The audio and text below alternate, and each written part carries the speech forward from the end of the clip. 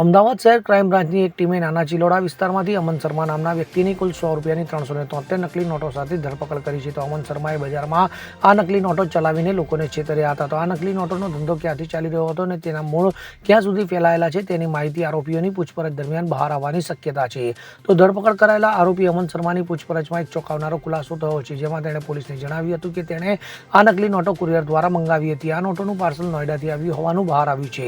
તો અમન શર્માએ પોલીસને એમ પણ જણાવ્યું હતું કે તેને આ નકલી નોટો નમન નામના વ્યક્તિ પાસેથી મળી હતી. તો ક્રાઇમ બ્રાન્ચ હવે કુરિયર નેટવર્ક અને આ નકલી નોટોના છાપકામ અને સપ્લાયમાં સામેલ નમન નામના માસ્ટર માઇન્ડને શોધવાનો પ્રયાસ કરી રહી છે. તો ક્રાઇમ બ્રાન્ચે નકલી નોટો રાખવા અને તેને રૂપાંતરિત કરવાનો પ્રયાસ કરવાના આરોપસર અમન શર્મા સામે કાયદેસરની કાર્યવાહી હાથ ધરી છે. તો ક્રાઇમ બ્રાન્ચની ટીમો હવે નોઈડા કનેક્શન અને અન્ય સંભવિત આરોપીઓને શોધી રહી છે, જેથી સમગ્ર રેકેટનો પર્દાફાશ થઈ શકે છે. તો આટલી મોટી માત્રામાં નકલી નોટો જપ્ત થતા ક્રાઇમ બ્રાન્ચને બજારમાં આવી નોટોના પ્રવેશને રોકવામાં મોટી સફળતા મળી છે. તો પોલીસે બેંકો અને વેપારીઓને પણ આ બાબતે સતર્ક રહેવા સૂચના આપી છે. ગઈકાલ તારીખ 3/10/2025ના રોજ અમદાવાદ ક્રાઇમની ટીમ પેટ્રોલિંગમાં હતી.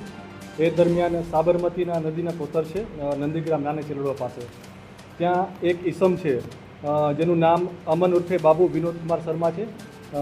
એની પાસે બનાવટી ચલણી નોટો છે એવી માહિતી ક્રાઇમ બ્રાન્ચની ટીમને મળેલી હતી. જે મળેલ માહિતી આધારે આ જે બનાવવાળી જગ્યા છે તે જગ્યાએ રેડ કરતાં આ જે ઈસમ છે અમન ઉર્ફે શર્મા બાબુભાઈ શર્મા એ મળી આવેલ અને એની ઝડપી તપાસ કરતાં તેના હાથમાં જે થેલી હતી એમાંથી બનાવટી ચલણી નોટો 100 રૂપિયાના દરની ટોટલ 373 નોટો મળી આવેલ, એટલે કુલ 33,300ની નોટો મળી આવેલી હતી. આ નોટો છે નકલી છે કે નહીં એ ચેક કરવા માટે સ્થળ પર ડીએફએસની ટીમ એફએસએલની ટીમને બી બોલાવેલી અને એમના દ્વારા બી પુષ્ટિ કરવામાં આવેલી હતી કે આ જે તમામ ચલણી નોટો છે એ નકલી છે. જેના આધારે આ કામને આરોપી છે એની ધરપકડ કરી અને તેના વિરુદ્ધ ડીસીબી ક્રાઇમ બ્રાન્ચ ખાતે ગુનો દાખલ કરવામાં આવેલ છે. તેમજ આ કામેની આરોપીની વધુ પૂછપરછ કરતાં જાણવા મળેલ છે કે આ જે આરોપી છે એણે જે સામેનો જે વ્યક્તિ પાસેથી નોટો મંગાવેલી છે એનો જે સંપર્ક છે એ ઇન્સ્ટાગ્રામ મારફતે કરેલો હતો અને ઇન્સ્ટાગ્રામ મારફતે જ તેનો વોટ્સએપ નંબર મેળવી અને સામેવાળી જે બીજી જે અન્ય આરોપી છે જેનું નામ અમન કરીને આકારના આરોપીએ જણાવેલું છે એની પાસેથી ટોટલ 50,000ની ચલણી નોટો આજથી 4 મહિના પહેલાં મંગાવેલી હતી. અને આ સિવાય જે અન્ય નોટો છે એ એણે અન્ય સામાન્ય કામોમાં જેવી રીતે દૂધ લેવું કે અન્ય બીજા કામોમાં ખાણીપીણીમાં કે રીતે વાપરી નાખેલ હોવાની હકીકત તેણે પોતાના નિવેદનમાં જણાવેલી છે.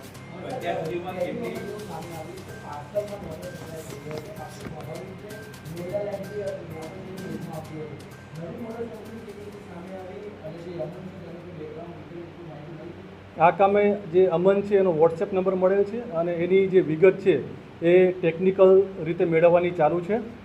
ડીટીડીસી કોરિયર છે એના મારફતે આ નોટો મંગાવવામાં આવેલી હતી અને જેના દ્વારા જાણ થઈ છે કે એ એડ્રેસ છે નોઈડાનું જ છે, પણ જે બીજી ટેકનિકલ માહિતી છે મેળવી અને જે આરોપી છે તેના સુધી પહોંચવા માટેની તપાસ ચાલુ છે.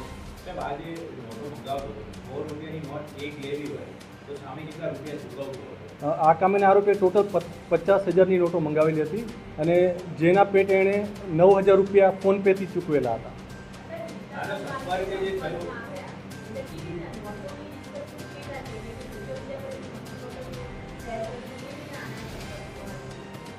આ કામે આ જે આરોપી છે એણે સર્ચ કર્યું હશે ને એના આધારે એને નંબર મળ્યો હતો અને એના આધારે જ એણે મંગાવેલી છે આ નોટો.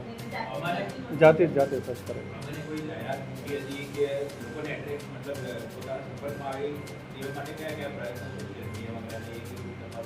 એ બાબતે હજી આગળની તપાસ ચાલુ છે, એની પૂછપરછ આરોપીની ચાલુ છે.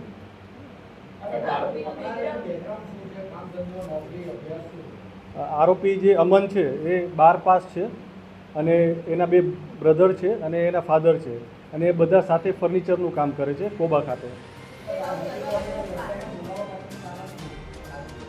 આર્થિક ફાયદો, કારણ કે એને 9,000 સામે 50,000 રૂપિયા મળે છે અને એ બેનિફિશિયર માટે આર્થિક ફાયદા માટે જેણે આ પોતાનું કામ કર્યું.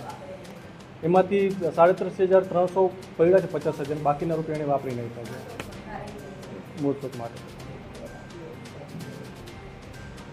રુસ્તમ શેખ સાથે CN24 ન્યૂઝ અમદાવાદ. હવે જુઓ દેશ દુનિયાની તમામ ખબરો તમારી આંગળીના ટેરવે.